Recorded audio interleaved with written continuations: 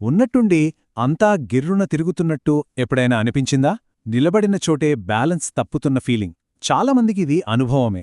కాని ఈ తల తిరగడానికి కారణం చెవిలోనో మెదడులోనో కాదు, మనం మెడలో కూడా ఉండొచ్చని ఎప్పుడైనా ఊహించారా? వినడానికే ఆశ్చర్యంగా ఉంది కదూ! మెడనొప్పికి తల తిరగడానికి మధ్య ఉన్న ఈ విచిత్రమైన సంబంధం గురించే మనం ఈరోజు తెలుసుకోబోతున్నాం. అసలు మెడనొప్పికి తల తిరగటానికి మధ్య సంబంధమేంటి? ఈ ప్రశ్నకు సమాధానం మన శరీరం పనిచేసే విధానం గురించి ఒక ఇంట్రెస్టింగ్ సీక్రెట్ను బయటపెడుతుంది. మరి ఆ రహస్యమేంటో ఇప్పుడు చూద్దాం. వైద్య పరిభాషలో ఈ ప్రత్యేకమైన సమస్యను సర్వికోజెనిక్ డిజినెస్ అని పిలుస్తారు.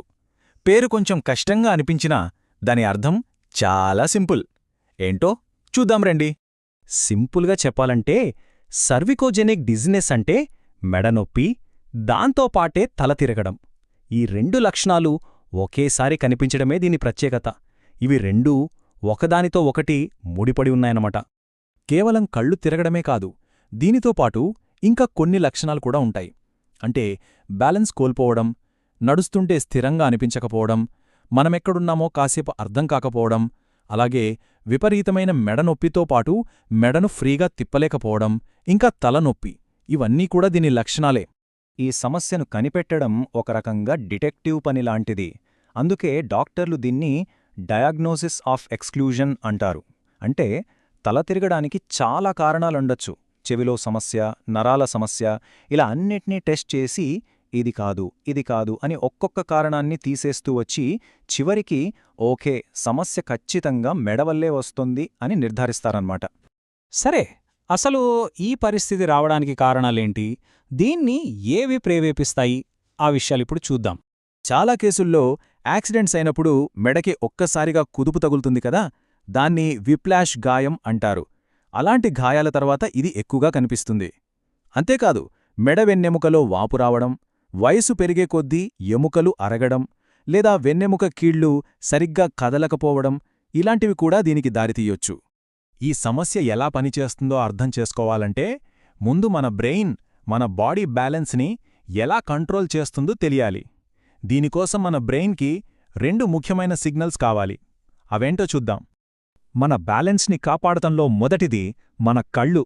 మనమెక్కడున్నాం, మన చుట్టూ ఉన్న వస్తువులు ఎలా ఉన్నాయనే విజువల్ ఇన్ఫర్మేషన్ని కళ్ళు నిరంతరం మన బ్రెయిన్కి పంపిస్తూ ఉంటాయి. ఇది చాలా ముఖ్యమైన మొదటి సిగ్నల్. ఇక రెండోది, ఇంకా చెప్పాలంటే అసలైన కీలకమైన సిగ్నల్, అది మన మెడ నుంచి వస్తుంది. మన మెడ కండరాలలో ప్రొప్రియోసెప్టార్స్ అనే చాలా చిన్న సెన్సార్లుంటాయి. ఇవి మన బాడీకున్న ఒక ఇంటర్నల్ జీపీఎస్ సిస్టమ్ లాంటివి. మన తల ఏ పొజిషన్లో ఉంది, ఏ డైరెక్షన్లో కదులుతోంది అనే ఖచ్చితమైన సమాచారాన్ని అవి బ్రెయిన్కి పంపిస్తుంటాయి. సో మన శరీరం ఆరోగ్యంగా ఉన్నంతవరకు కళ్లనుంచి వచ్చే విజువల్ సిగ్నల్, మెడ నుంచి వచ్చే పొజిషన్ సిగ్నల్, ఈ రెండు ఒకే మాట మీద ఉంటాయి, పర్ఫెక్ట్గా సింక్ అవుతాయి. ఇలా సమన్వయం ఉన్నంతసేపు మన బ్రెయిన్కి ఎలాంటి కన్ఫ్యూజన్ ఉండదు, మనం చాలా బ్యాలెన్స్డ్గా ఉంటాం. మరి సమస్య ఎక్కడ మొదలవుతుంది?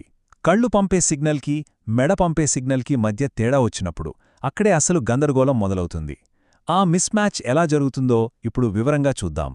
మెడ పైభాగంలో, అంటే వెన్నెముక కీళ్లు బిగుసుకుపోయినా లేదా కండరాలు బలహీనపడినా మెడలో ఉన్న సెన్సార్లు సరిగ్గా పనిచేయలేవు. అప్పుడు అవి బ్రెయిన్కి తప్పుడు సమాచారాన్ని పంపిస్తాయన్నమాట. దీన్ని ఒక చిన్న ఉదాహరణతో అర్థం చేసుకుందాం. అనుకోండి, మనం మన తలని ఒక 45 డిగ్రీలు పక్కకి తిప్పాం. మన కళ్ళు ఈ కదలికని కరెక్ట్గా చూసి బ్రెయిన్కి రిపోర్ట్ చేస్తాయి, ఓకే, తల 45 డిగ్రీలు తిరిగింది అని. కానీ మెడలో ఉన్న సమస్య వల్ల అక్కడి సెన్సార్లు మాత్రం లేదు, తల కేవలం 35 డిగ్రీలే తిరిగింది అని ఒక తప్పుడు సిగ్నల్ పంపుతాయి.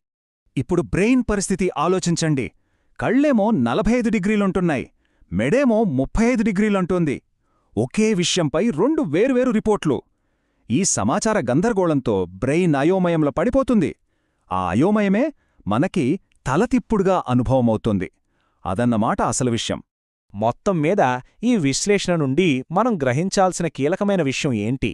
దాన్ని ఒక్కసారి సంగ్రహంగా చూద్దాం.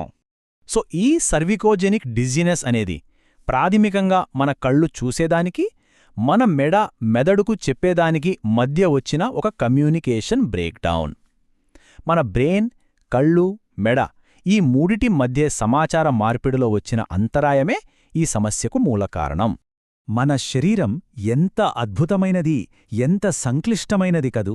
మెడలో వచ్చిన ఒక చిన్న సమస్య మన మొత్తం బ్యాలెన్స్ని ఎలా దెబ్బతీస్తుందో చూశాం.